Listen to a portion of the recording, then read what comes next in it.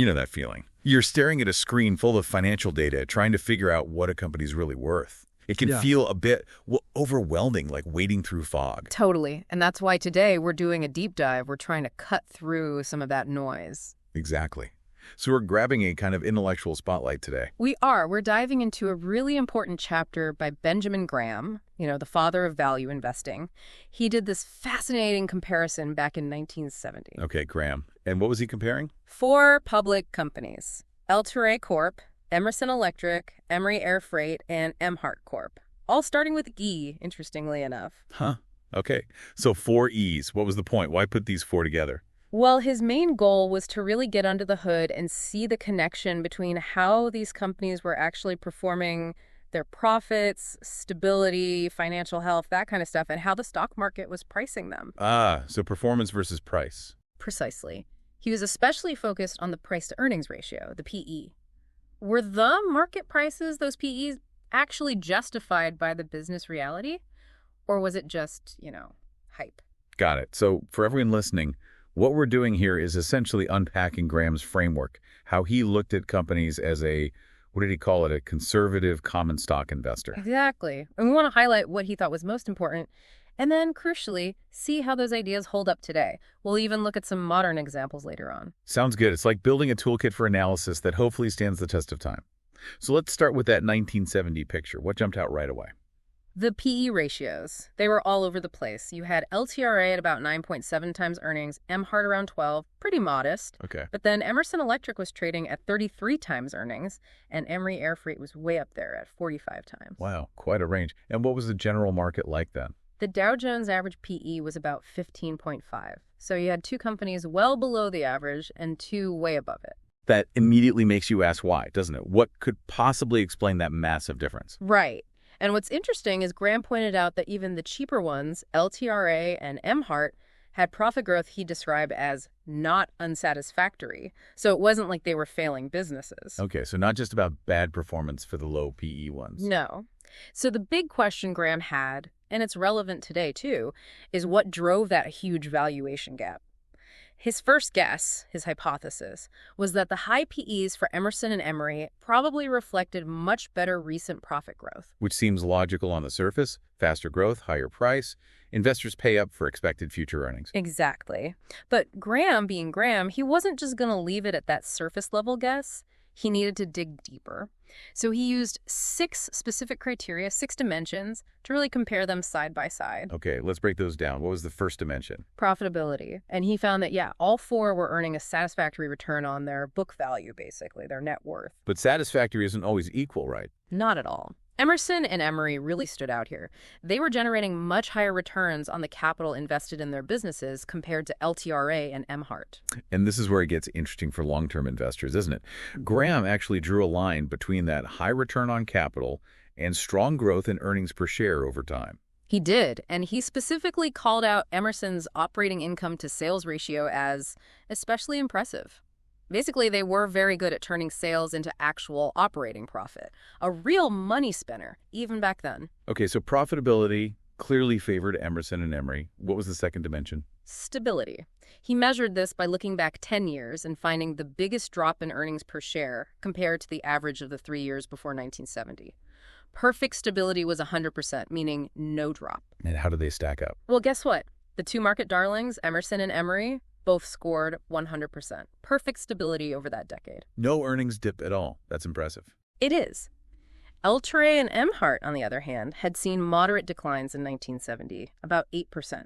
Interestingly, that was pretty much in line with the Dow Jones average decline that year. So the market's favoritism towards Emerson and Emery seems, somewhat justified by their consistency, their stability. Yeah, at least partly. But then comes the third dimension, growth. And this is where the picture gets a bit more, let's say, nuanced.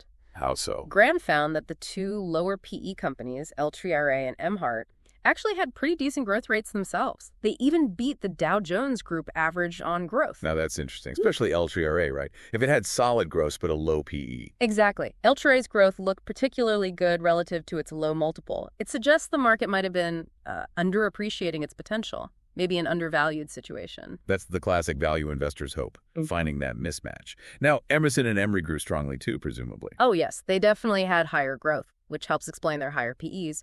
But Altair really poses that question. Are there good growers out there the market just isn't excited about? A question worth asking today for sure. Okay, dimension 4. Financial position. Basically, how solid are their balance sheets? The three manufacturers, LTRA, Emerson, Emhart, all looked pretty sound. Good current ratios, well over 2-to-1, meaning plenty of short-term assets to cover short-term debts. What about Emery, the air freight company? Its current ratio was lower. But Graham figured, given its strong record, it probably wouldn't have trouble raising money if needed. And importantly, none of them had a lot of long-term debt. Very manageable. Any potential red flags in the financials? Just a small note on Emerson. They had some convertible preferred shares. If those were converted to common stock, it could have slightly diluted the earnings per share available to common shareholders by about 4% based on recent earnings. A minor point, but something to note. Gotcha. Okay, dimension 5. Dividends. Graham really valued a long, uninterrupted history of paying dividends. He saw it as a sign of stability and shareholder focus. And who was the star here? Emhart. An incredible record, paying dividends consistently since 1902. Just amazing. Wow, since 1902. Yeah. LTRA also had a very good record. Emerson's was considered satisfactory. Emery, being the younger company, had a shorter history of payments. And what about the actual payout, the yield? Interesting point. The dividend yield, the annual payout relative to the stock price, was actually twice as high for the cheap pair, LTRA and Emhart, compared to Emerson and Emery. Which often happens, right? High growth stocks, high PE stocks, tend to reinvest more and pay out less as dividends. Exactly. The market often prioritizes growth potential over current income for those kinds of companies. Okay, finally, dimension 6, price history. How had the stocks performed over the long haul? And I bet the results were dramatic. Absolutely staggering. Over the 34 years leading up to 1970, the returns ranged from Emhart, still a very respectable 17-fold increase. 17 times your money, not bad. Not bad at all. But then Emery Air Freight, wait for it, a 528-fold increase. 528 times. Incredible. Really shows the power of long-term compounding, even with volatility. It really does. For context, the Dow Jones average was up about 11 times over that same period. He also noted that all four took a hit in the 1969-70 downturn, but Emerson and Emery bounced back faster. Emerson even hit a new high before 1970 ended. Okay, so that lays out the 6 dimensions. Yeah. After comparing them like that, what were Graham's broader takeaways, his general observations? Well, one thing that really struck him was just how big Emerson Electric had become in terms of market value. He called it a goodwill giant.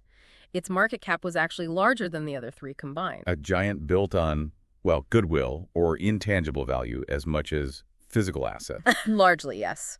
And this is where he brought in a cautionary tale, Zenith Radio. Zenith. What happened there? Zenith had also been a high flyer, great growth, high valuation, until its profits suddenly dropped significantly and the stock price collapsed. Ouch. Yeah.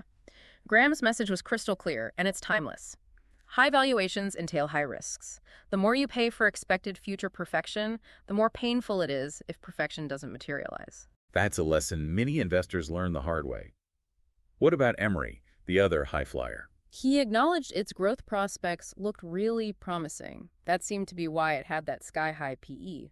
But Graham questioned if nearly 40 times earnings was really justified. Especially given its smaller starting point, maybe.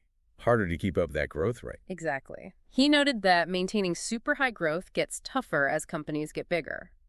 And even though Emery kept growing well in 1970, a tough year for airlines, Graham warned about future risks, like maybe more competition popping up.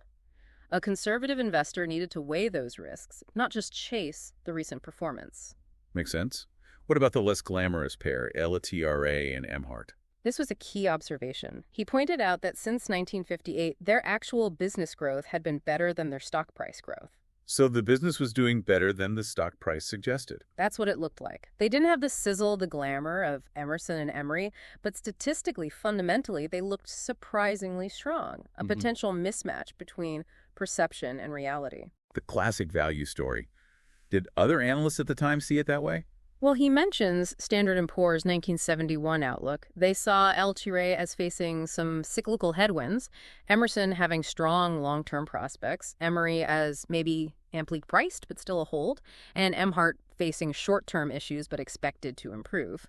So a mix of views, as you'd expect. Okay, so pulling all this together, the data, the observations, what were Graham's main conclusions? What principles did he want that defensive investor to walk away with? His core point was really firm.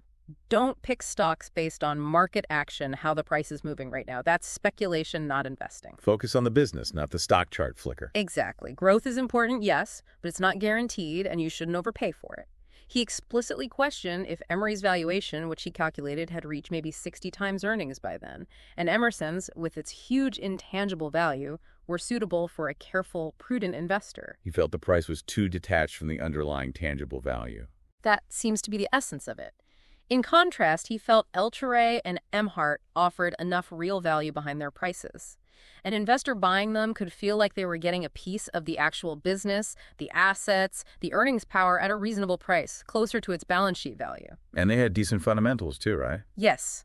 Satisfactory profits, good stability, and surprisingly decent growth, all at much lower prices. This sounds like it leads directly into his famous criteria for defensive stocks. It does. He laid out 7 statistical requirements right there, things he'd develop more in the next chapter.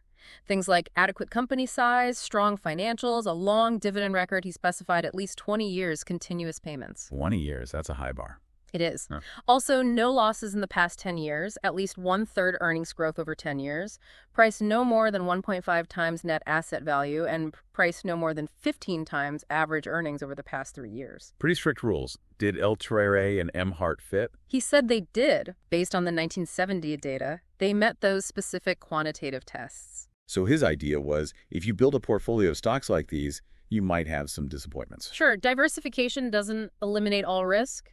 Some might not work out. But overall, the portfolio built on these value principles should perform satisfactorily over the long run. That was his conviction, based on value, based on a margin of safety. He made one more interesting point about actually recommending these, didn't he? About market momentum. Yeah, a really insightful, practical point.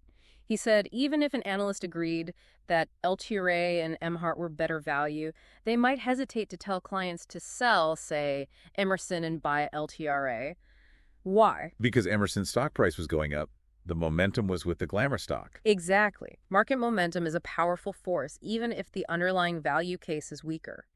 So Graham's preference for Altuve and Emhart wasn't just about numbers. It was about a deliberate choice, a mindset to favor value over glamour, regardless of short-term market trends. It really comes down to the investor's own attitude. Fascinating. Okay, let's jump forward now. Jason Zweig, a well-known financial writer, commented on this chapter years later. What was his take? Zweig really emphasized that Graham's whole point was to get investors laser-focused on the business, not the stock price wiggles, those 6 dimensions Graham used. They are all measures of business performance, business health. Right, bringing it back to the fundamentals. And Zweig updated us on those original 4E companies. He did, and it's quite sobering. Of the 4 Graham analyzed, only Emerson Electric is still around as an independent company today. Wow, only 1 out of 4 survived independently that long. Tells you something about corporate longevity. So, to make it contemporary, Zweig brought in 3 other E companies as they looked in August 2023. Energizer Holdings, the battery people. Yep, know them. Eastman Kodak, the famous photography company. Right, with a tough history in digital. Indeed. And Exact Sciences Corp, a molecular diagnostics company. Okay, a different mix of industries there. So how did these modern EAs stack up against Graham's 6 dimensions? Let's run through them quickly. Profitability. It was mixed. Emerson, still generally profitable, but growth was a bit uneven. Energizer's profits were more volatile. Kodak. Well, Kodak had racked up huge losses over the previous couple of decades. Not surprising, unfortunately. No. And Exact Sciences, like many high-growth bio or tech companies, was pouring money into expansion, so it hadn't achieved consistent profits yet. Focus was on revenue growth. Okay, what about stability? Using Graham's strict rule, no earnings decline in 10 years. None of them passed that test. Kodak and Exact Sciences especially had seen big swings in earnings. So less stable overall than Graham's 1970 examples, perhaps. And growth, looking at recent periods. Emerson's earnings growth was okay, but not spectacular. Energizer's was pretty erratic. Kodak was still dealing with losses, though maybe less severe recently. Exact Sciences showed massive revenue growth, but still reported net losses. Different picture entirely. Financial position, balance sheets. Emerson looked strong, solid assets. Debt seemed manageable. Energizer, though, had quite a bit of long-term debt compared to its equity and cash. More leverage there. Yeah. Kodak had built up some cash, but still carried significant debt. And Exact Sciences had plenty of cash, but also a lot of convertible debt, similar to that Emerson point from 1970, potential dilution down the road. Dividends. Emerson stands out here, a really long, impressive record of increasing its dividend. A dividend aristocrat, I believe. Right.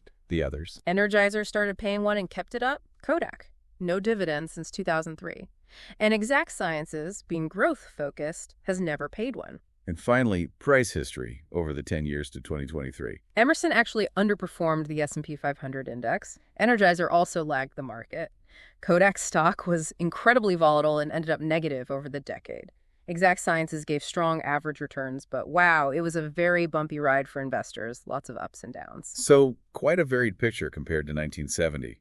This leads into Zweig's analogy, doesn't it? The evolution. Yes, it's a great way to think about it. He compares companies to living things. They're born, they grow, they mature, they age, and eventually they might decline or even die, like LTRA, Emory, and Emhart effectively did as independent entities. And his point is that looking at these modern e-companies, you see different stages of that life cycle. Exactly. And just looking at recent stock price momentum can be really deceptive. A stock might be flying high, but is the underlying business actually healthy and sustainable for the long term? Or is it maybe heading towards decline? So don't just chase the hot stock without checking the fundamentals. That's the core message, echoing Graham. Use those 6 dimensions, profitability, stability, financial health, to understand where the business really is in its life cycle. Is it heading for distinction or extinction, as Zweig puts it? Don't let the stock price alone fool you. It really brings us back full circle, doesn't it? The enduring value of Graham's approach. Absolutely. These principles, looking past the market noise, focusing on the actual business strength, understanding profitability, stability, financial soundness, they're just as critical today, maybe even more so with all the short-term distractions we have. So the big takeaway for everyone listening is really about that discipline, right? Resisting the siren song of market trends and anchoring your decisions in the fundamentals of the business. Knowing the difference between, say, a potentially overvalued glamour story and a solid value investment. That's the heart of it. It's fundamental to long-term investing success. Which leaves us with a final thought, maybe some homework for our listeners. Thinking about this evolution, this company life cycle. How can you apply these Graham principles, the 6 dimensions, the focus on value, to the companies you own now, or the ones you're thinking about buying? How do you assess their real long-term prospects? And maybe taking it one step further, beyond the numbers Graham focused on, what other factors, things like the quality of management, the competitive pressures, the impact of new technologies, might be just as crucial in figuring out if a company is built to last or destined to fade away in our world today? That's something definitely worth mulling over.